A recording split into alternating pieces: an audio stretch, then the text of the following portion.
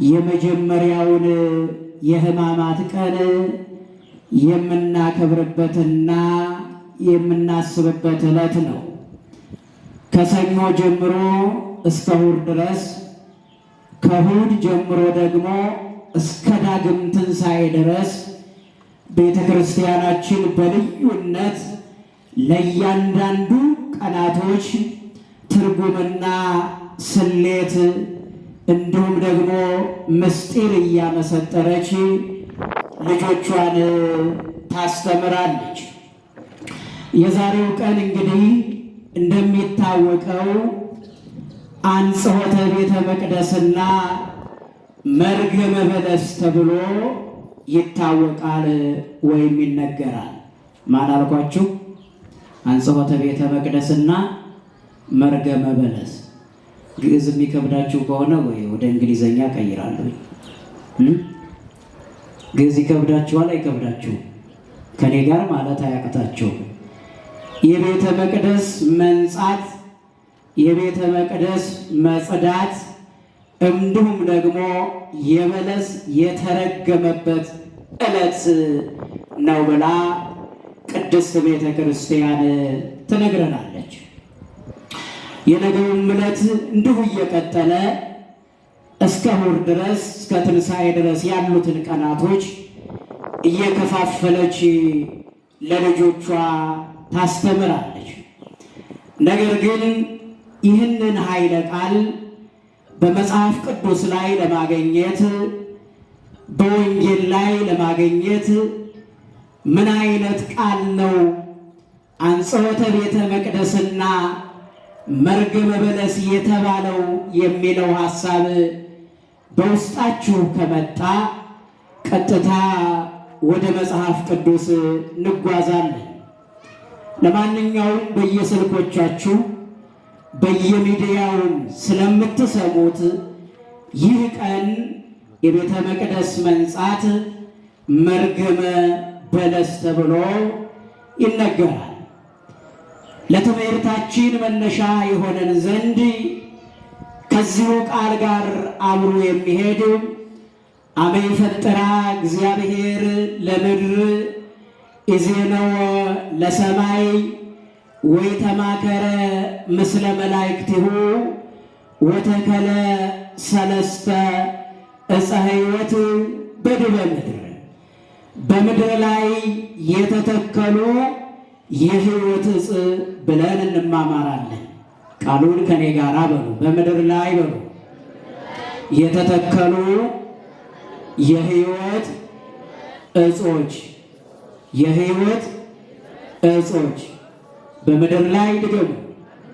የተተከሉ ሦስት የሕይወት ዕፆች። በዚህ ኃይለ ቃል እንደ አምላካችን መልካም ፈቃድ ከዛሬው ሐሳብ ጋር እያነሳን እንማማራለን። ቃሉን የምታገኙት አብዛኛውን ጊዜ ወደ ውስጥ ስንገባ መጽሐፍ ቅዱስን ይዘን እንጓዛለን። ነገር ግን አሁን ያነሳሁትን ቃል እግዚአብሔር ሰማይና ምድርን በፈጠረ ጊዜ፣ እግዚአብሔር በምድር ያሉትን ፍጥረታት በፈጠረ ጊዜ፣ እግዚአብሔር በሰማይ ያሉትን ፍጥረታት በፈጠረ ጊዜ በላይ በሰማይ ካሉት ከመላእክት ጋር አልተማከረም። በታች በምድር ካሉትም ከሰው ልጆች ጋር አልተማከረም። በላይ በሰማይ ያሉትን ፍጥረታት እንደፈጠረ በታችም በምድር ያሉትን ፍጥረታት እንደፈጠረ በምድር ላይ ሦስት የሕይወት ዕፆችን ተከለ ይላል። ሦስቱን ነው የምንመለከተው። እንግዲህ ይህን ኃይለ ቃል የተናገረው በ505 የተነሳው ኢትዮጵያዊ ሊቅ የተባለው የቤተ ክርስቲያናችን መብራት፣ የቤተ ክርስቲያናችን ትጥቅ፣ ማህሌቱን ከቅዳሴ ቅዳሴውን እስከ አውደ ምሕረት ድረስ የሚበራ ልጆቿን እያስተማረ እያሰለጠነ ከመጽሐፍ ቅዱስ ጋር እየተረጎመ እያመሰጠረ የተናገረውና ያስተማረን የቤተ ክርስቲያናችን ሊቅ ቅዱስ ያሬድ። ቃሉን የተናገረው ማን ነው አልኳችሁ? ቅዱስ ያሬድ። ቀጥታ ይህን ኃይለ ቃል ስትሄዱ በሉቃስ ወንጌል ምዕራፍ 13 ቁጥር 28 ላይ ስታነቡ ታገኙታላችሁ። ከበለስ ተማሩ ይላል። በለስ ማለት ደግሞ በምድር ላይ ያለ እጽ ነው። በምድር ላይ ለሰዎች የሚጠቅም በተለይ ደግሞ እስራኤላውያን ይህንን እጽ ይህንን እንጨት ለሶስት ነገር ይጠቀሙበት ነበር። ለስንት ነገር? ለሶስት ነገር። አንደኛ ለምግብ፣ ሁለተኛ ለመድኃኒት፣ ሶስተኛ ወቅቶችን ለመለየት ይጠቀሙበት ነበር። እነዚህን ቃላቶች ለማግኘት ለምግብነት አንደኛ ሳሙኤል ምዕራፍ 25 ቁጥር 18፣ ለመድኃኒትነት ሁለተኛ ነገሥት 27፣ ወቅቶችን ለመለየት ማርቆስ 13:28 ላይ ስታነቡ ታገኙታላችሁ። እንግዲህ በምድር ላይ የተተከሉ የሕይወት ዕፅ ይላል። በምድር ላይ የተተከሉ ሰዎችን የሚጠቅሙ እጾች አሉ፣ ሰዎችን የሚጎዱ ደግሞ እጾች አሉ። እውነት አስብ። ከክፉ እጾች ተመግባችሁ የምታውቁ እግዚአብሔር ጋር ተጣልታችኋል? አልተጣላችሁ? ከክፉ እጾች ጋር የተጣሉ ሰዎች እግዚአብሔር ጋር ተጣልተዋል? አልተጣሉ? ክፉ እጾችን ተከትለው የሚጓዙ ሰዎች እግዚአብሔርን ያስታውሱታል? አያስታውሱትም? ለዚህ ነው መድኃኒታችን ኢየሱስ ክርስቶስ በዛሬው ዕለት ትናንትና ተመራችሁታል። በሆሳዕናው ዕለት ገብቶ ቤተ መቅደሱን ካነጻ በኋላ በአህያ ዙሮ 3 ጊዜ ቤተ መቅደሱን ዙሮ ወደ ቤተ መቅደስ ከገባ በኋላ በቤተ መቅደስ ውስጥ ያለውን የንግድ ሥራና የነውር ሥራ አይሁዳውያንን ወይም ሊቃነ ካህናትን አስወግዶ ንግዳቸውን አስወግዶ የገንዘብ መለወጫውን አስወግዶ ቤተ መቅደሱን ካነጻ በኋላ ተመለሰ። ከቤተ መቅደስ ወጣ ነው የሚለው። ከየት ወጣ? ከቤተ መቅደስ። ማንን አንጽቶ? ቤተ መቅደሱን አንጽቶ ማለት ነው። ለዚህ ነው ወንጌል የምንማረው የተዋህዶ ልጅ ክፉና ደጉን ለይተን እንድናውቅ፣ የሚጠቅመውንና የማይጠቅመውን ለይተን እንድናውቅ፣ የምንከተለውንና የማንከተለውን ለይተን እንድናውቅ፣ መብላት ያለብንንና መብላት የሌለብን ለይተን እንድናውቅ፣ በየት መሄድና በየት መጓዝ እንዳለብን ለይተን እንድናውቅ ቤተ ክርስቲያን ዘወትር ታስተምረናለች። ቤተ ክርስቲያን አገልግሎቷን በ3 ነገር ከፍላ ታስተምረናለች። የመጀመሪያው መካነ ጸሎት ብላ ታስተምረናለች። ሁለተኛው መካነ ተግሳጽ ብላ ታስተምረናለች። ሶስተኛው ደግሞ መካነ ምጽዋት ብላ ከፍላ ታስተምረናለች። መካነ ጸሎት የምንለው ሁላችንም በአገልግሎት የምንሳተፍበት፣ ካህናቱ ሲቀድሱ አብረን ቆመን የምንቀድስበት፣ ካህናቱ ሲንበረከኩ አብረን ዝቅ ብለን የምንበረከክበት የቅዳሴ አገልግሎት ነው። ስጋውን የምንበላበት፣ ደሙን የምንጠጣበት፣ ውስጣችን የምናይበት፣ ቀራንዮውን የምናስብበት ያ ቅዳሴ ነው። ደክመን ተመልከቱ፣ በማህሌት እንቆያለን፣ በሰዓታት እንቆያለን፣ በወንጌል እንቆያለን፣ በዝማሬ እንቆያለን፣ በጸሎት እንቆያለን። በእነዚህ ሁሉ አገልግሎቶች ሰውነታችን ካጸዳን በኋላ ቀጥታ ወደ የት እንገባለን? ወደ ቅዳሴ እንገባለን። ለምን ከተባለ ሰውነታችን አንተን በድሏል። ሰውነታችን አንተን የሚያገለግል አይደለም። አእምሯችን ንጹሕ አይደለም። አፋችን፣ አንደበታችን፣ ሆዳችን ያንተን ስጋና ያንተን ደም የሚቀበል አይደለም። በቤተ መቅደስህ የሚቆም ንጹሕ እግር የለንም። ቤተ መቅደስህን የሚያይ ንጹሕ ዓይን የለንም። ቃልህን የሚሰማ ንጹሕ ጆሮ የለንም። ቃልህን የሚሰማ ንጹሕ ልቦና የለንም። ለዚህ ነው ሀበነ እግዚኦ አዕይንታይነ ወትረኪያከ ይርአያ ወአእዛንነሂ ቃለ ዘባሕቲትከ ይስምዓ።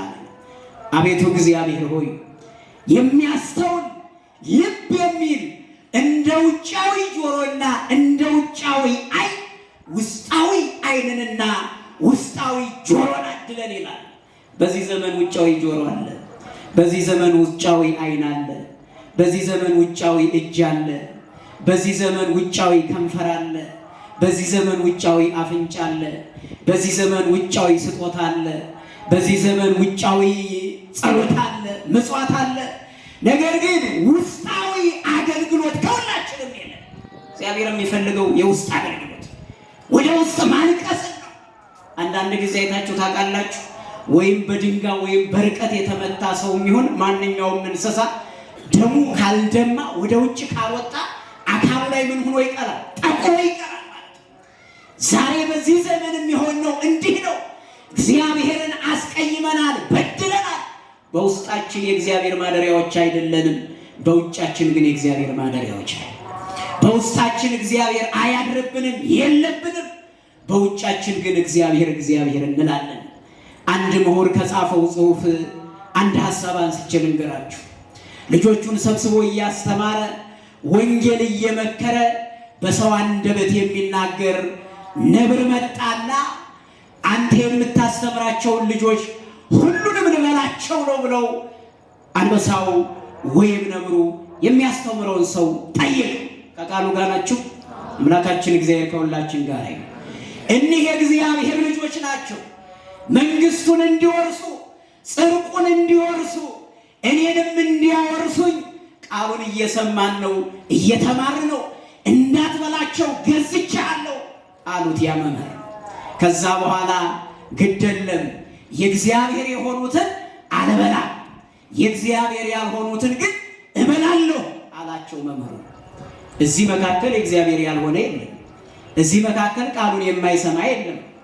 እዚህ መካከል እግዚአብሔርን የማይወድ የለም። እዚህ መካከል እግዚአብሔርን የማይከተል የለም። እግዚአብሔርን የማይወድ ስለሌለ ተመልሰ ወደ ቦታ ሂድ አሉት። ከዛ በኋላ መምህሩ አስተምረው ዘወር ካሉ በኋላ መጣና ያ ነብር ያ አንበሳ ሰራዊቶቹን አስከትሎ ሕዝቡን ሁሉ ሙሉን በላቸው። ነገር ግን ምላሳቸውንና ከንፈራቸውን አስቀርቶ መላ አካላቸውን በላቸው። ምንና ምናቸውን አስቀርቶ? ምንና ምናቸውን? ምላሳቸውንና ከንፈራቸው። ያ መምህር ኋላ ሲመጡ ያ አንበሳ ቁጭ አለና ልጆችን አትብላ ብለህ ብዬ ነግሬ አውግሼህ አልነበር እንዴ? ለምን በላህ? ቦታው ሳየው ደም በደም ሆኗል። አንተም ከንፈርህን እየላስክ ነው። አለማፈርህ ከኔ ጣገም ቁጭ ብለህ እኔን አክብረህ የኔን ወገኖችን በልተህ የእግዚአብሔር የሆኑትን በልተህ ቁጭ ብለሃል አሉና ሲገስጡት የእግዚአብሔር የሆኑትን አልበላሁም፣ የእርስዎትንም ልጆች አልበላሁም፣ የእግዚአብሔር ያልሆኑትን ግን በልቻለሁ አላቸው። የማን ያልሆኑትን? የእግዚአብሔር ያልሆኑትን። የእግዚአብሔር ያልሆኑት እነማን ናቸው? ንገረኝ እስኪ አሉ። የእግዚአብሔር የሆነው እግዚአብሔር የሚያውቃቸው እግዚአብሔርን የሚወዱበትን እግዚአብሔርን የሚወዱትን መርጬ ትቼልዎታለሁ።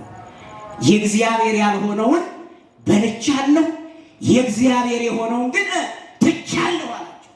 የእግዚአብሔር የሆነው ምናቸው ነው ሲሉት፣ አንደኛ ምላሳቸው፣ ሁለተኛ ከንፈራቸው ነው። ሌላው ግን የእግዚአብሔር አይደለም ነበር አላቸው። አያችሁ የተዋህዶ ልጆች፣ በዚህ ዘመን በአፋችን እግዚአብሔር እንላለን፣ በምላሳችን እግዚአብሔር እንላለን። ልቦናችን ግን ንጹህ ነው? ንጹህ ነው ወይ? እግዚአብሔር ያድርበታል ወይ? ፍቅረ እግዚአብሔር አለበት ወይ? ፍቅረ እግዚአብሔር ፍቅረ ቢጽ አለበት ወይ? እንዋደዳለን ወይ? ራሳችን እንደምንወደው እግዚአብሔርን እንወዳለን ወይ? አፋችን ብቻ እግዚአብሔር ነው። ምላሳችን ይናገራል፣ ከንፈሮቻችንም ይጮሃሉ፣ ልቦናችን ግን ከእግዚአብሔር ይርቃል። ሐዋርያው ቅዱስ ጳውሎስ እንዲህ ብሎ ተናግሯልና ሮሜ 12:19 ላይ ተወዳጆች ሆይ ራሳችሁ አትበቀሉ፣ ለቁጣው ፈንታ ስጡ እንጂ ይላል። ለምኑ ፈንታ ስጡ እንጂ? ለቁጣው ፈንታ ስጡ እንጂ። ከአንድ ሰው ጋር ተጣልታችሁ ሄዳችሁ በድሏችሁ ይቅር ብትሉት ለቁጣው ፈንታ ሰጥታችኋል። አንድ ጥያቄ ልጠይቃችሁ። ገንዘብ አበድራችሁ 100 ሺህ ብር አበድራችሁ 20 ሺህ ብር አበድራችሁ እነዛ ሰዎች አልሰጣችሁ ነው ለነዛ ሰዎች በቀን መልሳችሁ ተበቀላችሁ ብትገድሏቸው ብትበድሏቸው ብታጠፏቸው ምን ጥቅም ይገኛል? ሰውየውን ብትገሉት 3 ነገር አጣችሁ ማለት ነው። የመጀመሪያ ገንዘባችሁን አታገኙ፣ ሁለተኛ ሰውየውንም አጥታችሁታል፣ ሶስተኛ ከእግዚአብሔር ጋር ተጣልታችኋል፣ አራተኛ ከራሳችን ጋር ተጣልተናል ማለት ነው። ለዚህ ነው ሐዋርያው ቅዱስ ጳውሎስ ተወዳጆች ሆይ ለቁጣችሁ በዚህ ዘመን እግዚአብሔርን እየወደድን ሰዎች ሲገፉን ይከፋናል፣ መልሰን ለማነቅ እንፈልጋለን። ስለዚህ በምድር ላይ የተተከሉ የሕይወት እጾችን ያወቀ ሰው ደግሞ በዚህ መንገድ አይጓዝም። እናንተ እግዚአብሔርን ከወደዳችሁ ትበሉ ከራሜ እምበረከቴ እምፍሬ ተግባሬ ይቤ እግዚአብሔር ቃሌን የሰማ ሕጌን የሰማ እምበረከቴ ከምሰጠው በረከት ከሰማይ ዝናብን ያወርድና መሬት ዝናብን ትቀበላለች። መሬት ዝናብን ተቀብላ ፍሬ ትሰጣለች፣ ቡቃያን ታበቅላለች፣ በረከቴን ትበላላችሁ አለ። የመጀመሪያው በረከት። ሁለተኛው በረከት ደግሞ የአእምሮ በረከት ነው። ተምረን እንጠቀማለን፣ ጸልየን እንጠቀማለን። ሶስተኛው በረከት ደግሞ ከአብራክ ያገኘነው በረከት ነው። መምህር ሆነው ያስተምሩናል፣ ዲያቆን ሆነው ያገለግሉናል፣ ካህን ሆነው ይጸልዩልናል፣ ይፈቱናል። ስለዚህ በምድር ላይ ስንኖር 3ቱን የሕይወት እጾች ማወቅ ያስፈልጋል። የመጀመሪያዋ በምድር ላይ የተተከለች የሕይወት እጽ የተባለችው እስካሁን ድረስ መግቢያ ላይ ነገርኳችሁ፣ አንደኛ እመቤታችን ናት። ማናት? እመቤታችን ቅድስት ድንግል ማርያም ናት። በምድር ላይ ከተተከሉት የሕይወት እጽ የተባለችው መድኃኒታችን ኢየሱስ ክርስቶስ በቤተ መቅደስ ቆይቶ ወደዚች የሕይወት እጽ ወደ ተባለችው በምድር ላይ ወደ ተተከለችው ዕፀ በለስ ወደ ተባለችው ይጓዝ ነበረ። ነገር ግን እመቤታችን ቅድስት ድንግል ማርያምና ይህች ዕፀ በለስ የተባሉት ልዩነት ነበራቸው። ይህች በለስ የተባለችው የእግዚአብሔርን ሕግ አትጠብቅም ነበር። ታሳርፈኛለች ብሎ ረሃብ ተርቤያለሁ፣ ተመግቤባት አርፋለሁ፣ እደሰትባታለሁ ብሎ ከቤተ መቅደስ ወጥቶ ወደ እሷ ሲሄድ ዕፀ በለስ ግን ምንም የለባትም ነበር። ባዶ ብቻ ነበረች። ፍሬ አላፈራችም ነበረ። ቅጠል ብቻ ነበረች። ምክንያቱም በውስጧ አንድም ነገር የለም ነበረ። የቤተ ክርስቲያናችን ሊቅ ዮሐንስ አፈወርቅ እንዲህ ብሎ ይነግረናል። አሕዛብ ነሱ ጽጌረዳ ወሶክሰ ተርፈ በኀበ አይሁድ ምኵራብ አነመጸምረ ይላል። ተመልከቱ፣ ምን ማለት ነው? አሕዛብ ነሱ ጽጌረዳ፣ አሕዛብ ጽጌረዳውን፣ አሕዛብ አበባውን፣ አሕዛብ ፍሬውን ተቀበሉ። ወሶኩሰ ተርፈ በኀበ አይሁድ አለ። እሾሁ ግን በአይሁድ ዘንድ ቀረ ይላል። እሾህ የተባለ ክፋት ነው። እሾህ የተባለ አለማመን ነው። እሾህ የተባለ እግዚአብሔርን አለመከተል ነው። እሾህ የተባለ አለመጸለይ ነው። እሾህ የተባለ በፍቅር አለመጓዝ ነው። እሾህ የተባለ ከሦስቱ ከሕይወት እጾች አለመመገብ ነው። አሕዛብ ተርፉነ ጽጌረዳ ወሶክሰ ተርፉ በኀበ አይሁድ። አሕዛብ ነሱ ጽጌረዳ ወሶክሰ ተርፉ በኀበ አይሁድ ምኵራብ አነጸት ጸምረ አነመጸምረ አለ። ምኵራብ አለ ምሳሌን ሰጠች፣ ቤተ ክርስቲያን ግን አመነችበት። የመጀመሪያ ምኵራብ ተቀበለችው። የኢአማንያን መኖሪያ ሆና ክርስቶስ የማያምኑትን እየገረፈ አስወጣቸው። ቤተ ክርስቲያን ግን በደሙ አነጻት። እንተ ተሐጸት በደሙ ወተቀደሰ በይነ መስቀሉ። በመስቀሉ የተሰራች በመስቀሉ የተዋጀች በደሙ የተባረከች ቤተ ክርስቲያናችን የሰራት ያነጻት ያከበራት የሚጠብቃትም ራሱ መድኃኒታችን ኢየሱስ ክርስቶስ። ማነው የሚጠብቃት? ማነው የሚጠብቃት? ኢየሱስ ክርስቶስ የሚጠብቃት። ሌላውን ዓለም ብታዩ የአንዱ መምህር አንድ ቤተ ክርስቲያን አለ፣ የአንዱ መምህር አንድ መገልገያ አለ፣ የሌላውን መምህር እንዲሁ። ቤተ ክርስቲያን ግን ማንም መምህር አልሰራትም። ቤተ ክርስቲያን ግን ማንም ኤጲስቆጶስ አልሰራትም። ቤተ ክርስቲያን ግን ማንም ሊቀ ጳጳስ አልሰራትም። ቤተ ክርስቲያን ግን ማንም ፓትርያርክ አልሰራትም። ማንም መላእክት፣ ማንም አልሰሯትም። የሰራትና ያነጻት መድኃኒታችን ኢየሱስ ክርስቶስ ነው። ክብር ምስጋና ለአምላካችን ይሁን። ምኩራብ አለ ትንቢትን አስገኘች፣ ቤተ ክርስቲያን ግን ተቀበለች አለ። በዚያ ትንቢት ነበረ፣ በዚህ ግን እውነት ተነገረ። በዚያ አለማመን ነበረ፣ በዚህ ግን ማመን ተፈጸመ።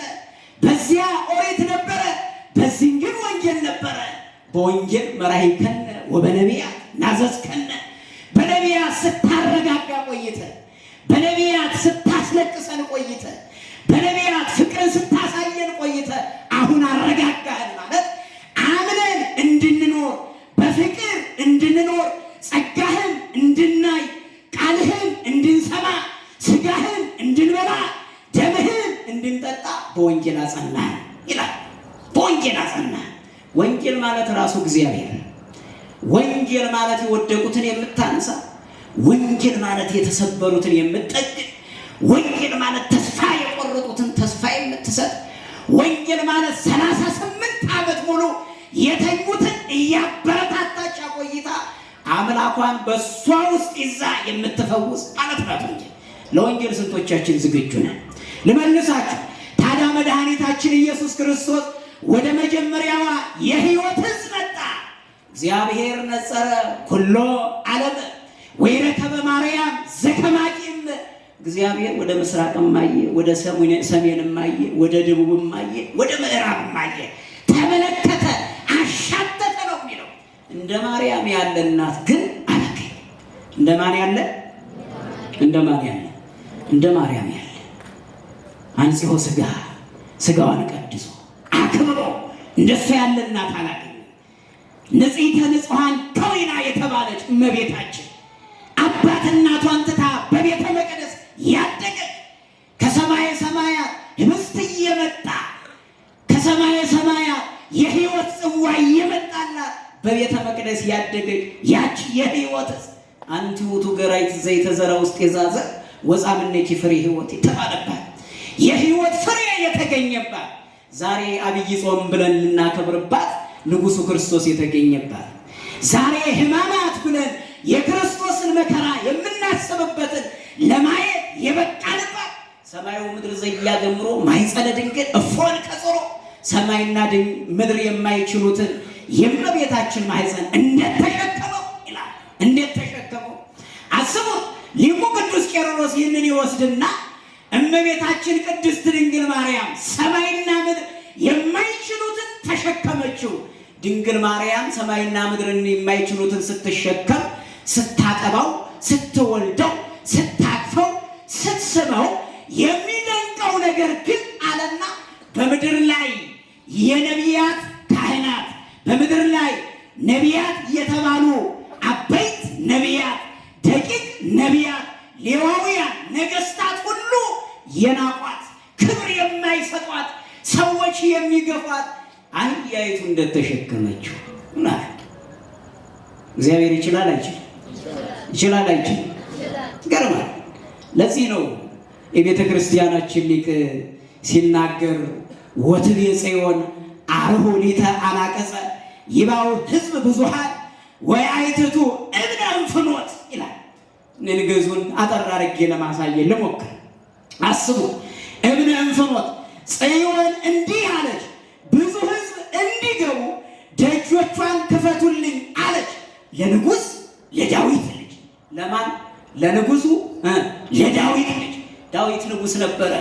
ዳዊት በስጋ ነግሶ የገዛቸውን መድኃኒታችን ኢየሱስ ክርስቶስ ዳዊት በስጋ የገዛውን ህዝብ ኢየሱስ ክርስቶስ ከዳዊት ስር ተወልዶ በመንፈስ ቅዱስ ራሱ ልጅ ሆኖ ራሱ አባት ሆኖ ራሱ አስተናጋጅ ሆኖ ራሱ መምህር ሆኖ መራቸው ይላል። ዳዊት የሕይወትን እንጀራ አላፈለቀላቸውም። የሕይወትን እንጀራ አላወረደም። የሕይወት መጠጥን አላፈለቀም ነበር። ክርስቶስ ግን የሕይወትን እንጀራ ከሰማይ ሰማያት እያወረደ ዘትረኮም ፈልፈለነት ዘይነጽፍ ከሰማይ ሰማያት ሲወርድ መልኩ ድንብላል የሚመስል ይላል በጭንጫ ላይ የፈለቀ ውሃን ያጠጣቸው ነበረ። ዛሬ አምነው ነገ ለሚከዱት፣ ዛሬ አመስግነውት ነገ ለሚሰድቡት፣ ዛሬ ወደውት ነገ ለሚተቹት በዚህ ዘመንስ የተዋህዶ ልጆች ቤተ ክርስቲያን መተን ስለተሰለ ቤተ ክርስቲያን መተን አባታችን ሆይ ሁልጊዜ ከኔ ጋር አሁን ያጣሁትን እንዳገኝ አንተ እርዳኝ ብለን ለምነነው ያ ነገር ሲደርስልን እግዚአብሔርን የረሳን ስንቶች ይችላል። ጉልበታችን ደግሞ ተራራውን መውጣት አቅቶን እየተንበረከክን ወጥተን ዛሬ እየተንደረደርን ስንወርድ እየዘለልን ስንወጣ ያን ጊዜ ተረስቶ ያ ጉልበታችን የደከመው ያ የተንበረከከው በሰው ታቅፈን ወደ ቤተ ክርስቲያን የገባንበት ጸበል ላይ የወደቅንበት ያ ጊዜ ተረስቶ ከቤተ ክርስቲያን የራቅን ስንቶቻችን በአልጋ ላይ ተኝተን እግዚአብሔር ሆይ ያዳንከኝ ከሆነ ከቤተ መቅደስ አልለይም ብለን ቃል የገባን ስንቶቻችን ነበር። ዛሬ ቤተ መቅደሱን የረሳን፣ ዛሬ ማስቀደሱን የረሳን፣ ዛሬ ስጋውን ለመብላት የረሳን፣ ዛሬ ደሙን ለመጠጣት የረሳን፣ ዛሬ ወንጌልን ለመስማት የረሳን፣ ዛሬ እጆቻችን ለዝማሬ እግሮቻችን ለማሸብሸብ የተለዩ ስንቶቻችን ነን። አስቡ። በእኛ ቤተ ክርስቲያን ውስጥ በየትኛውም ቦታ ሄዱ ቅዳሴ ላይ መጥታችሁ ስታስቀድሱ ካስቀደሳችሁ በኋላ ለስጋ ወደሙ የሚሰለፈውን ሕዝብና ለጸበል የሚሰለፈውን ሕዝብ ብታዩ ማንኛው ይበልጣል ብንል ለጸበል የሚሰለፈው ሕዝብ ነው። አስባችሁታል? ለማንኛው የሚሰለፍ ለጸበል። ስጋ ወደሙ ላይ ሰልፍ አታዩ፣ የምታዩት ሕፃናትን ነው። ጸበል ላይ ግን ሰልፍ ታያላችሁ። ሽማግሌውን ታያላችሁ፣ ሽማግሌዋን ታያላችሁ፣ ወይዘሮይቱን ታያላችሁ፣ ጎረምሳውን ታውታላችሁ፣ ባለጸጋውን ታዩታላችሁ፣ ሐኪሙን ታውታላችሁ፣ መምህሩን ታውታላችሁ፣ ዱርዬውን ታውታላችሁ። ጸበል ላይ አስተውሉ። በጸበል እኮ ነፍሳችን አይጸድቅም። ጸበል ደዌ ሥጋ ነው የሚፈውሰው። ምን ነው የሚፈውሰው? ደዌ ሥጋ። እግዚአብሔር በምድር ላይ ተመልከቱ፣ ለሥጋ ደዌያችን መድኃኒት፣ ለነፍስ ደዌያችን መድኃኒት ሰጥቶናል። ከማስቀደስ ይልቅ ሰው ጸበል ውስጥ ገብቶ ቢጠመቅ ይሻላል። ወንጌል ከመስማት ይልቅ ጸበል ተጠምቆ በጀሪካን ወይም ደግሞ በሃይላንድ ጸበል ይዞ መሄድ ይገለዋል። ተመልከቱ። ቁጭ ብሎ ወንጌል ከሚማር ይልቅ ጸበሉን ቀርቶ ተመልሶ ካፌ ላይ ቁጭ ብሎ የሚባለውን በርቀት መስማት ይፈልጋል። ለማንኛውም ልመልሳችሁ። ወይ አይተቱ እብነ እንፍኖት። እብን ወይም ደግሞ እብን ማለት ድንጋይ ማለት ነው። እብን የተባለው ድንጋይ ነው። ተመልከቱ። የልብ ክፋትና የኦሪት ከባድ ሕግጋት ናቸው እነዚህ። እባካችሁ የልብ ክፋትን አስወግዱልኝ፣ የኦሪትን ሕግ አስወግዱልኝ። ሕጉን የኦሪትን ሕግ ሽሬ የመጣው ሕጉን ሰርዤ ሳይሆን አጽንቼ ጥርስ የሰበረ ጥርስ በመስበሩ ፈንታ ጥርሱ ይሰበር፣ እጅ የቆረጠ እጅ በመቁረጡ ፈንታ እጁ ይቆረጥ፣ ጆሮ የቆረጠ ጆሮ በመቁረጡ ፈንታ ጆሮ ይቆረጥ የሚለው ሳይሆን እኔ እላችኋለሁ እያለ ክርስቶስ ተገልጦ ወደ ምድር መጣ። ዛሬም በልቦናችን ይምጣልን የተዋህዶ ልጆች። ስለዚህ ይህንን አስወግዱልኝ አለ። አርኅዉ ሊተ አናቅጸ ማለት የልቦናን ደጆች የተዘጋውን ደጅ ለሃይማኖት ክፈቱት። ጎድጉዱ ሆህቶ ወይ ትረሃው ለክሙ፣ በሩን ክፈቱ፣ በሩን ክፈቱ፣ አንኳኩ፣ ያለ ይሰጣችኋል። በዚህ ዘመን ማን ያንኳኳል? ተዘግቷል ሁሉም ነገር። የጸሎት በር ነበር ተዘግቷል። የፍቅር በር ነበረ ተዘግቷል። የአንድነት በር ነበረ ተዘግቷል። የዝማሬ በር ነበረ ተዘግቷል። የመተሳሰብ በር ነበረ ተዘግቷል። ሁሉም በር ተዘግቷል። እግዚአብሔር በየትኛው በር ይግባ? በምድር ላይ የተተከሉ የሕይወት ወደዚች የሕይወት መጣና መድኃኒታችን ኢየሱስ ክርስቶስ ቃል በቃሉ ተናገረ። ተመልከቱ። ለምስራች ወይም ደግሞ ምስራቹን ለመናገር መልአኩ ቅዱስ ገብርኤል ወደ ምድር ተላከ እንላለን።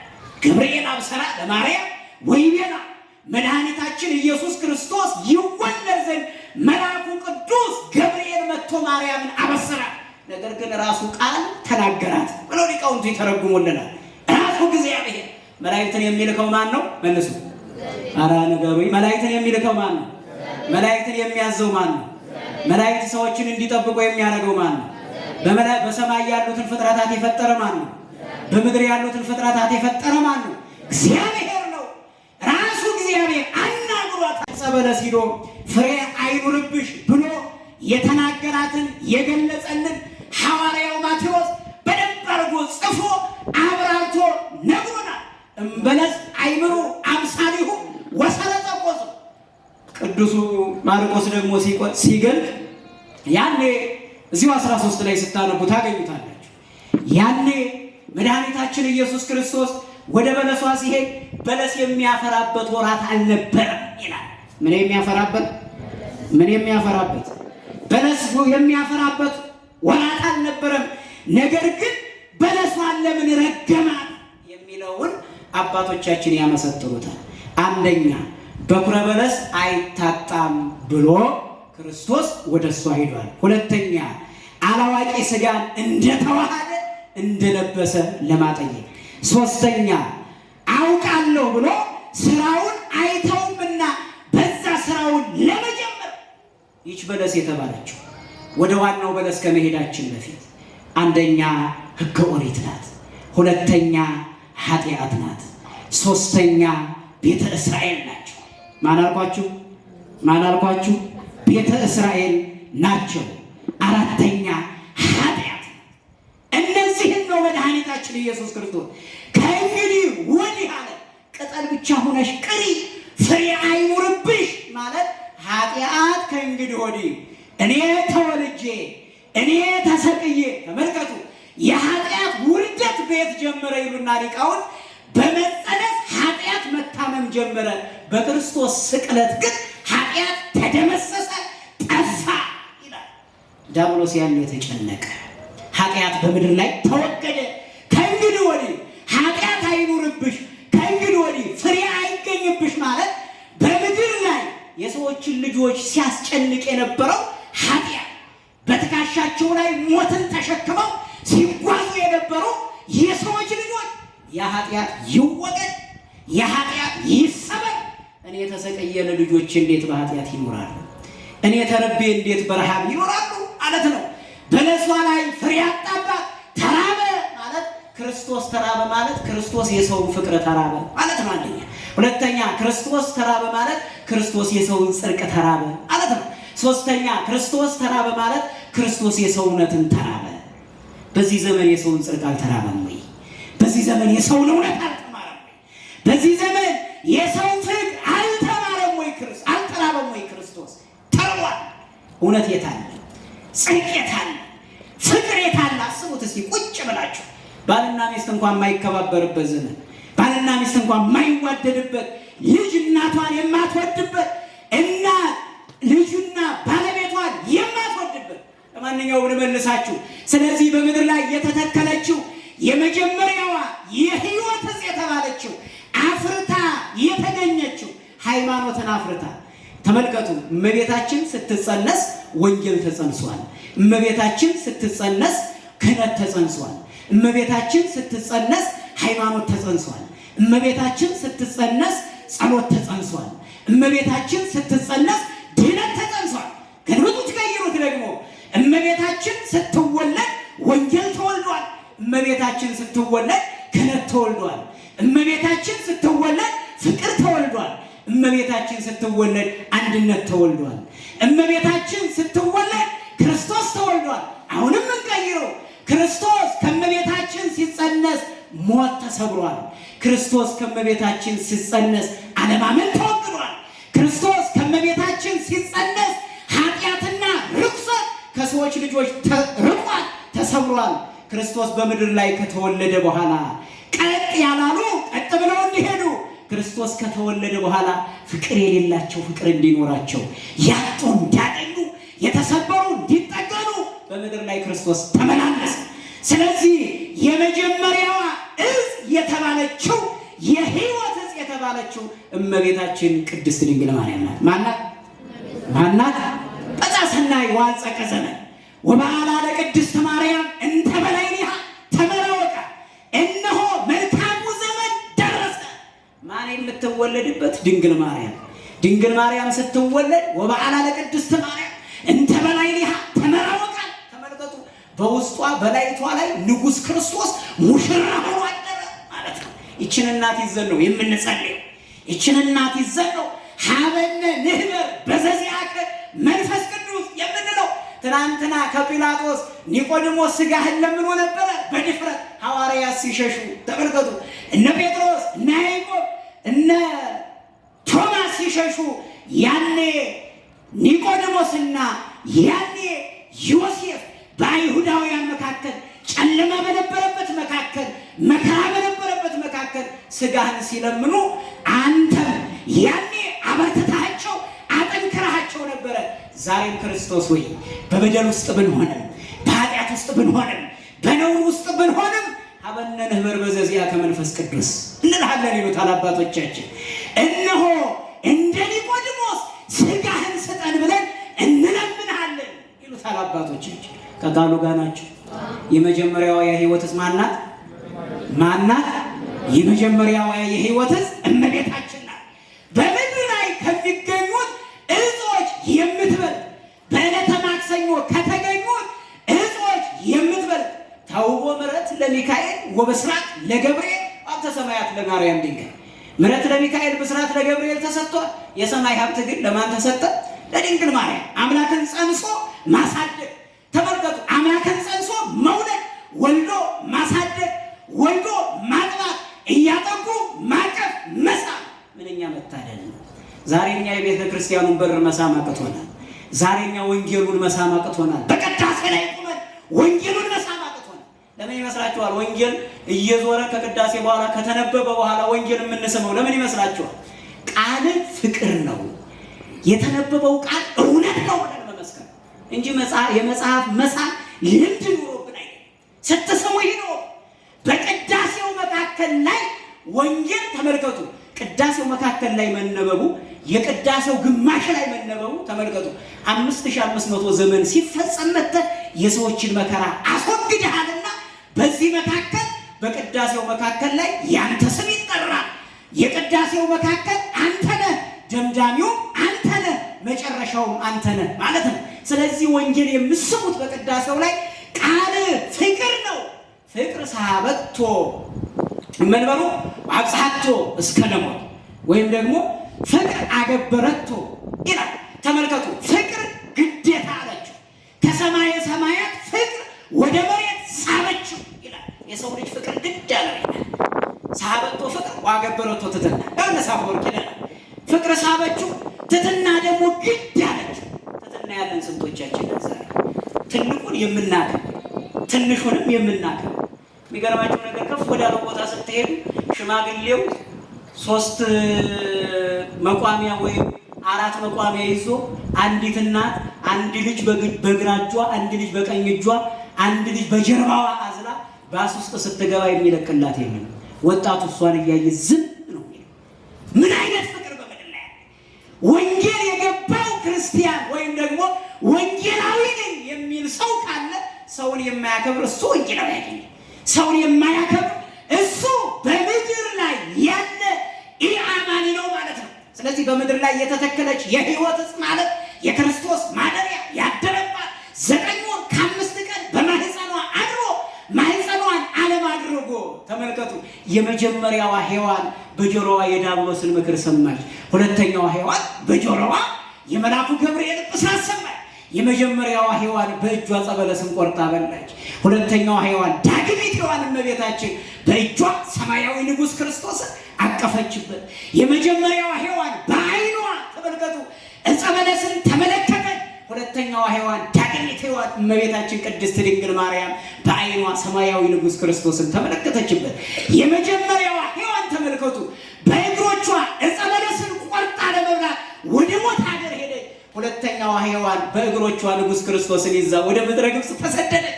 ሁለተኛዋ ሔዋን ከመስቀሉ ስር ልጇ ክርስቶስ ተሰቅሎ ከዮሐንስ ጋር እያለቀሰች መስቀሉ ስር ተገኘች። የመጀመሪያዋ ሔዋን የዲያብሎስን ምክር በጀርባዋ አዘለች። ሁለተኛዋ ሔዋን ዳግሚት ሔዋን እመቤታችን ሰማይና ምድር የማይችሉትን የሕይወት ዕፅ የተባለው ኢየሱስ ክርስቶስን በጀርባዋ ንጉሥ ክርስቶስን አዘለች። የመጀመሪያዋ ሔዋን ዕፀ በለስን ቆርጣ በከንፈሮቿ ስማ በላች። የወለደችው ሁለተኛዋ ዳግሚት ሔዋን ሰማይና ምድር የማይችሉትን ረቂቁን አምላክ ወልዳ በከንፈሮቿ ንጉሥ ክርስቶስን ሳመችው። ምን አይነት ፍቅር ነው! ምን አይነት መታደል ነው! ለዚህ ነው ሊቁ ሲናገር በምድር ላይ የተተከሉ የሕይወት ዕፅ አለ። ስለዚህ አንደኛዋ የሕይወት ዕፅ የተባለችው እመቤታችን ቅድስት ድንግል ማርያም ናት።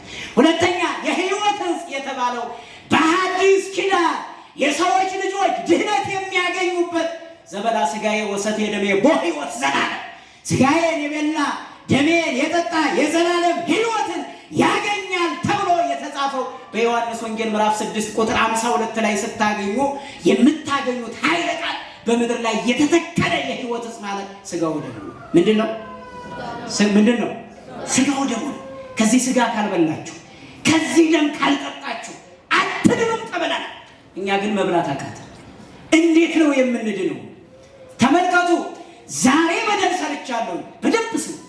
ነገም በደል ሰርቻለሁ፣ ከዛ ወደ በኋላ በደል ብሰራ ስለምችል ሥጋው ደሙን አልቀበልም፣ ንስሐ እየገባው እኖራለሁ።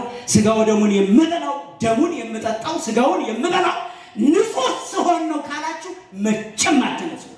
በምድር ላይ ንጹሕ እመቤታችን ቅድስት ድንግል ማርያም ይቻላል። ማናት? ሐዋርያት ወድቀዋል አልወደቁም? ነቢያት ተሳስተዋል አልተሳሳቱ? ሊቃውንት ተሳስተዋል አልተሳሳቱ? መላእክት ተሳስተዋል አልተሳሳቱ? ንጽሕት ድንግል ማርያም ብቻ ናት በምድር ላይ። ይኸውላችሁ ክርስቲያን ማለት ወድቆ የሚነሳ እንጂ ወድቆ የሚቀር አይደለም። ወድቆ መቅረት ሰይጣናዊ ጠባይ ነው። ወድቆ መነሳት ደግሞ አዳማዊ ጠባይ ነው። ስለዚህ እኛ አዳም ስለሆን ወድቀን መነሳት አለብን የለብንም? አለብን። ስትወርቁ ተነሱ። ተነስታችሁ ደግሞ ሥጋውን ለመብላት ተዘጋጁ። ምክንያቱም በምድር ላይ የተተከለ የሕይወት ዕፅ ተብሏል። በቅዳሴ ላይ ዘወትር የምታገኙት ነው። ህብስት ዘወረደ እምሰማያት ወሀቤ ሕይወት ለኩሉ ዓለም። ከሰማየ ሰማያት የወረደው የሕይወት እንጀራ ለኩሉ ዓለም ነው። ላመነበት ሁሉ ማለት ነው። ለኩሉ ዓለም ይደግምና እዚህ ቅዳሴ ላይ ደግሞ እንዲህ ይላል። በላይ ሕይወቱ ዘይበላ ኃጥአነ ወእሳት ነዳዲ ዘያዊ ኃጥአነ ህብስተ ቁርባን ዝንቱ እስመ ሥጋ ማኑኤል ኮነ ለጻድቃን ባሕቱ ይከውኑ መመድኃኒነ ይላል። ተመልከቱ። በላይ ውእቱ ሥጋው አለ እሳት ነው። ምንድን ነው? ላመነበት ላላመነበት ላላመነበት ለእኛ ለምናምንበት ለጻድቃን ብቻ ነው። ይከውኑ መድኃኒነ ሳያምኑ ለሚበሉት እሳት ነው። ሳያምኑ ለሚቀበሉት እሳት ነው። ሳያምኑ ለሚያጣጥሙት እሳት ነው። ደሙ ሥጋው እሳት፣ ደሙ ባህር ሆኖ ያሰጥማቸዋል። ሐዋርያው ጳውሎስ ይህንን ይገልጠዋል።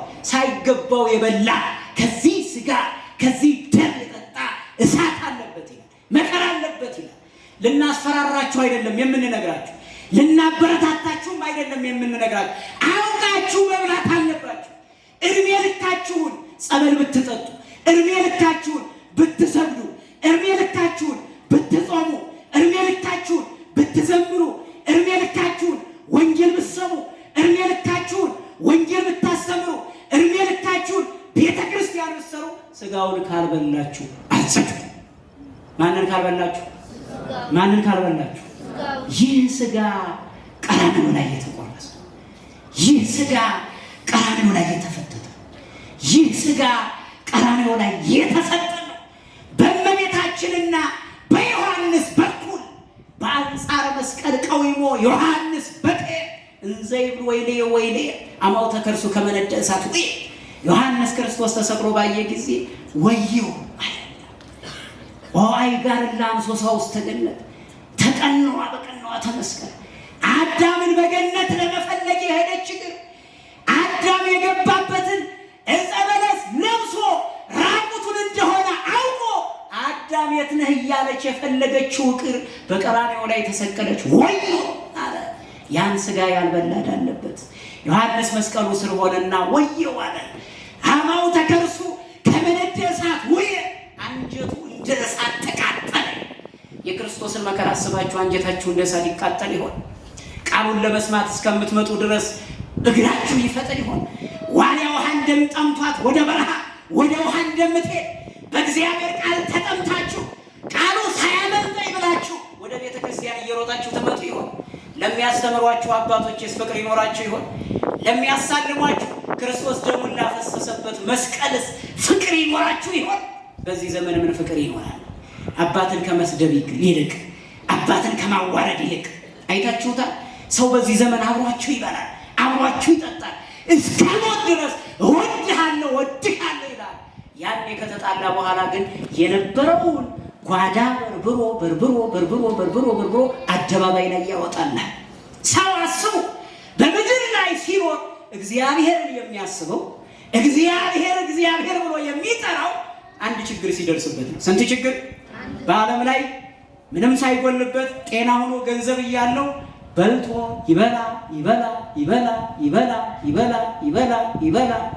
ይበላና መጨረሻ ላይ ደም ግፊት ሲይዘው እባካችሁ ጸበላት እንቆይ እያለ ይመጣል። ምን ሲይዘው? ቤተ ክርስቲያን ሲጋባ ያላያችሁት ክርስቲያን ትዳሩ በተነቃነቀ ጊዜ፣ ፍች በመጣ ጊዜ ቤተ ክርስቲያን እያረበረበ እያለቀሰ ታገኙታላችሁ። የነፍስ አባቶች ድረሱልኝ እያለ ታገኙታላችሁ። ቤተ ክርስቲያን ተመልከቱ፣ በዓለም ላይ አንቱ የተባለ ባለስልጣን ሆኖ ስልጣኑ እያለ ቤተ ክርስቲያን በር ላይ አታገኙት። እቤቱም ውስጥ የቤተ ክርስቲያን አገልጋዮች ካህናት በር አይደርሱ። በርም በሌላ ሰዎች ይጠበቃል። በርም በሽማጥር ይጠበቃል። በሩም በሽጉጥ ይጠበቃል። በሩም በማያምኑ ሰዎች በምድር ላይ ባለ ጥቅም ተጀንኖ ይጠበቃል።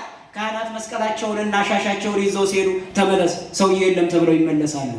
ከስልጣኑ ከተሻረ በኋላ ገንዘቡን ከተቀማ በኋላ የሰማይ ጥቁረት የመሰለ መኪና ይዞ እሱን ከተቀማ በኋላ ስደተኛ ከሆነ በኋላ ትናንት እንዲህ ነበርኩ የእናንተ ልጅ ነኝና ይቅርታ አድርጉልኝ፣ ልጆቼ የሚበሉት አጡ፣ የማድርበትም የምውልበትም አጣው፣ ሕዝብ ሳገለግል ነበረ፣ ዛሬ ተባረርኩ ብሎ ቤተ ክርስቲያን ላይ ታገኙታላችሁ። ትናንትና አንቱ የተባለ ገንዘብ ያለው በዓለም ላይ ያለ ሰው የሚፈራው በዓለም ላይ ያለ ሰው ሁሉ የሚንበረከክለት ገንዘቡን ባጣ ሰዓት ቤተ ክርስቲያን ሲልፈሰፈስ ታገኙታላችሁ። ገንዘብ እያለው ግን ቤተ እግዚአብሔር ውስጥ አታገኙት። ስለዚህ ሁለተኛው የህይወት ማለት እንዲትራሩ የሚያረጋችሁ፣ እንዲታምሩ የሚያረጋችሁ፣ መንግስቱን እንድትወርሱ የሚያረጋችሁ ስጋው ነው። ምኑ ነው? ስጋው። ስጋውን ለመብላት ተዘጋጁ። ባልና ሚስት ኑራችሁ ባል የማይበላ ከሆነ ባል ሌላ መንገድ ያስባል። እውነቴን ልንገራችሁ፣ ባልና ሚስት ኑራችሁ ሚስት ስጋውን አልበላም የምትል ከሆነ በሷ ውስጥ ችግር አለ። መንገድ አዘጋ። የት ነው ምን ሄደ? ለሰማይ አንድ መሬት፣ ለመሬት አንድ ሰማይ፣ ለአዳም አንዲት ሔዋን፣ ለሔዋን አንድ አዳም፣ ለአንድ ራስ አንድ አንገት። ተመልከቱ፣ ለሁለት ትከሻ አንድ አንገት። ተመልከቱ፣ ለሙሉ አካል፣ ለአምስቱ ለስሜት ሕዋሶቻችን፣ ለሁለት እጆቻችን፣ ለሁለት እግሮቻችን፣ ለሁለት ጆሮአችን፣ ለሁለት ዓይኖቻችን፣ ለአንድ አፋችን አንድ ልብ ነው የተሰጠን። እውነት። ስለዚህ በምድር ላይ የተተከለ የሕይወት ዕፅ ማለት ሁለተኛ ስጋው ደግሞ፣ ሶስተኛ እና የመጨረሻው በምድር ላይ የተተከለ የሕይወት ዕፅ ማለት መስቀል። ማን ነው? ኧረ በደንብ ንገሩኝ። ማን ነው? መስቀል ኃይልነ፣ መስቀል ጽንነ፣ መስቀል ቤዛነ ብለን የምንናገረው ከዚህ መስቀል በቀር ሌላ ትምክህት የለኝም፣ ከኔ ይራቅ ብሎ ሐዋርያው ቅዱስ ጳውሎስ የተናገረው መስቀል ቀራንዮ ክርስቶስ የተሰቀለበት። አስቡት ያንን መስቀል። ረሃብተኞች ሆናችሁ አስቡ፣ ስደተኞች ሆናችሁ አስቡ፣ መከረኞች ሆናችሁ አስቡ፣ ዘመድ አልባዎች ሆናችሁ አስቡ፣ የዓለም ሕዝብ ሙሉ እየፈረደባችሁ አስቡ። ተመልከቱ፣ አንዳንድ ሰው የሆነ ስህተት በሰዎች መካከል ሲሰራ እስኪ ውሸትና እውነት ለመሆኑ እነማን ይመሰክራሉ? መስክሩ ሲባል ሁሉም እውነት ነው ካለ፣ ትንሾች ደግሞ ውሸት ነው ካሉ፣ መስክሩ የሚለው ሰው ተናገሩ የሚለው ሰው የሚቀበለው ማንኛው ነው? ብዙሃኑን ነው? አነስተኛው? ብዙሃኑን ነው። ክርስቶስን የፈረደበት የዓለም ሕዝብ ነው። እንደውም አባ ጀሮም የተባለ ሊቅ እንዲህ ይላል፣ መድኃኒታችን ኢየሱስ ክርስቶስን የጠየቁት ጲላጦስና ሐናና ቀያፋ ናቸው ይላል። ተመልከቱ፣ ቀያፋ ናቸው። በተለይ ሐና ቀን የሕግ ባለሙያ ስለነበረ ይፈርድ ነበር ይልና የክርስቶስን ፍርድ ያየው ግን በሌሊት በጨለማ ነበረ ይላል። ከክፋቱ የተነሳ ሌላ ሰው እንዳይጋራው። ከነዚህ ሰዎች ውጭ ደግሞ ክርስቶስን የጠየቁት ክርስቶስን ያንገላቱት 29 ነገስታት ነበሩ። በቀን በቀን ማነው በዓመት የሚሻሩ ነገስታት ማለት ነው። ስንት ነገስታት አልኳችሁ? 29 ነገስታት። እነዚህ ሁሉ ወደ ቤተ መንግስታቸው ወደ ቤታቸው እያስገቡ ክርስቶስን ምን ይሉት ነበረ? ይጠይቁት ነበረ። አንተ ዮሴፍ ልጅ ነህ፣ አንተ ማን ንጉሥ አደረገ? አንተ ብለህ የምትናገረው ከየት መጣ? ይሉት ነበረ። አናም ወደ ቤቱ አስገብቶ በጨለማ ይፈርድበት ነበር። ለዚህ ነው ክርስቶስ ሐዋርያትን እባካችሁ ተግታችሁ ጸልዩ፣ ትግሁ ወጸልዩ ከመ ይትባኡ ውስተ መንሱት፣ ወደ ፈተና እንዳትገቡ ትጉና ጸልዩ እላቸው ነበር። ምን ብላችሁ ጸልዩ? ትጉና ጸልዩ። ዛሬ ቤተክርስቲያን ትጉ፣ ዛሬ ቤተክርስቲያን ጸልዩ፣ ዛሬ ቤተክርስቲያን አንድ ሁኑ፣ ዛሬ ቤተክርስቲያን ስጋውን ብሉ፣ ዛሬ ቤተክርስቲያን ደሙን ጠጡ፣ ዛሬ ቤተክርስቲያን የተቸገሩትን እርዱ፣ ዛሬ ቤተክርስቲያን የታመሙትን ጠይቁ የምትለው ለዚህ ነው። ተግታችሁ ጸልዩ አላቸው። ነገር ግን ከትንሽ ሰዓት በኋላ በቃ ጊዜው አብቅቷልና ተኙ አላቸው። ምክንያቱም የማያስተኛ ዓለም አለ። ቆመጥ ይዞ የሚመጣ የሚያዳፋ የሚያቃና ምራቅ የሚተፋ በጥፊ የሚመታ ሌሊት ነው ቀን ነው የሚለው አይምሯቸው እንዳያስታውስ እኔን ያሸነፈ ዓለም ለእናንተ እንዴት ያስተኛችኋል? እኔን ያሰቀለ ዓለም እናንተን እንዴት አይሰቅላችሁም? እኔን መከራ ያሳየ ዓለም ለእናንተ እንዴት መከራ ያደርስባችሁ? ለዚህ ነው ቅዱስ ጴጥሮስ እንዲህ አለ፣ እንደው ሌላ ሰው እንኳን ቢክድ አለ። አያችሁ ይሄን ምጸት ተመልከቱ። ሌላ ሰው እንኳን ቢክድ ምን አለ? ሌላ ሰው እንኳን ቢክድ እኔ አልክድህም አለ። ተመልከቱ። እንደው ለራሳችን ሆነን እንናገር። እኔ እንደ ሌሎች ኃጢአተኛ አይደለም፣ እኔ እንደ ከሌ ኃጢአተኛ አይደለም አንበል። ራሳችን ብቻ እንሁን፣ ብቻችን እንቁም። ዓለም ፈራጅ ነው። ከዛ በኋላ ጴጥሮስ 3 ጊዜ ዶሮ ሳይጮህ 3 ጊዜ ከዳው። ለዚህ ነው ወበቴ ጴጥሮስ አንባ መሪረ ይላል። ጴጥሮስ በቤተ ማን ነው ሌሊት በተያዘበት አደባባይ በጨለማ ውስጥ ሆኖ እሳት ከሚሞቁት ለየት ብሎ በር ላይ ሆኖ መራራ ለቅሶን አለቀሰ ይላል። ከቤተ መቅደስ የወጣበትን ከእግዚአብሔር የተለየበትን ከመምሩ የተለየበትን የገባውን ቃል ኪዳን እንዴት አድርጎ እንዳሳደገው በ52 ዓመቱ ለይቶ ከአሳ አስጋሪነት ውሃ ለውሃ ሲለፋ የነበረ ወደ ሰው አስጋሪነት የመለሰውን አምላኩ ትዝ አለው። 3ቱ በምድር ላይ የተተከሉ የሕይወት ሕዝቦች፣ አንደኛ እመቤታችን፣ ሁለተኛ ሥጋው ደግሞ፣ 3ኛ መስቀል። ከዚህ ትምህርት ምን እንወስድ? ከቃሉ ጋር ናችሁ? ደከማችሁ? አልደከማችሁ? እርግጠኞች ናችሁ? እስቲ የደከማችሁ እጅ አውጡ። እሺ፣ ያልደከማችሁ እጅ አውጡ። ከዚህ ትምህርት ምን እንወስድ? አንደኛ ያዙ። በምድር ላይ የተተከሉ የሕይወት ዕፅ፣ የሕይወት ዕፅ ያብባል፣ የሕይወት ዕፅ ያፈራል፣ የሕይወት ዕፅ አፍርቶ ገበሬውን ልጆቹን ይመግባል። እኛ የሰዎች ልጆች የምናፈራው መቼ ነው? በስጋችን በነፍሳችን የምናፈራው መቼ ነው? ፍሬ የሚገኝብን መቼ ነው? እግዚአብሔር መጥቶ እንዳያለቅስን፣ ነገ ሲመጣ ባዶ እጃችን እንዳንቀር፣ ያለ መብራት ያለ ዘይት እንዳንቀር፣ ሐዘንተኞች ሆነን እንዳንቀር። አማያገቡም አባጋ በየማኑ ዋጣሪ በጸጋሙ በጎቹን አለ የሚታዘዙትን የአባታቸውን ድምፅ የሚሰሙትን ነውራቸውን ሸፍነው የሚሄዱትን ለእረኛው የሚታዘዙትን በጎች በቀኙ ያቆማቸዋል ይላል። ሐዋርያትን ይላል ተመልከቱ። ቅዱሳን መላእክትን ሐዋርያትን በፊት አርጎ በ12ቱ መንበር ተቀምጠው ይፈርዳሉ። ትፈርዳላችሁ አለ።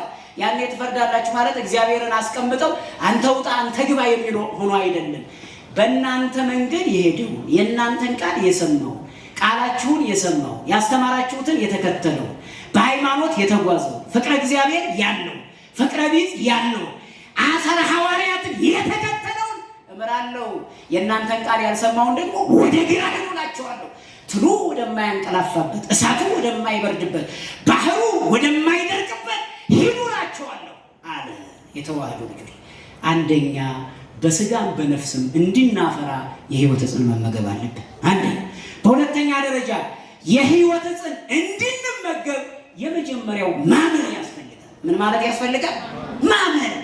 ስትመጡ ቤተ ክርስቲያን እመኑ፣ ስትጸልዩ ደግሞ ለስጋችሁ አትጸልዩ።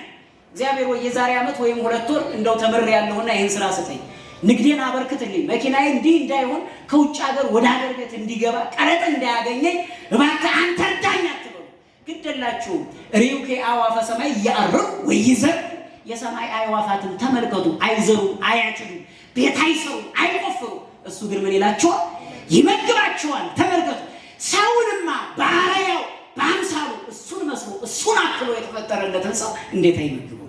ስለዚህ እግዚአብሔር ሆይ ካንተ እንዳልልኝ ከቤተ መቅደስ እንዳልወጣ አገልጋዮችን እንዳላስቀይም ወንጌልህ እውነት የሆነችውን ወንጌል እንዳልክድ እንደ ሐዋርያት አምኜ በፍቅርና በሃይማኖት ጸንቼ እንዲኖር ከኔ ጋር ብላችሁ እመኑ። ሶስተኛውና የመጨረሻው አምናችሁ ተግባርን ስሩ። ምን በሉ? ምን በሉ?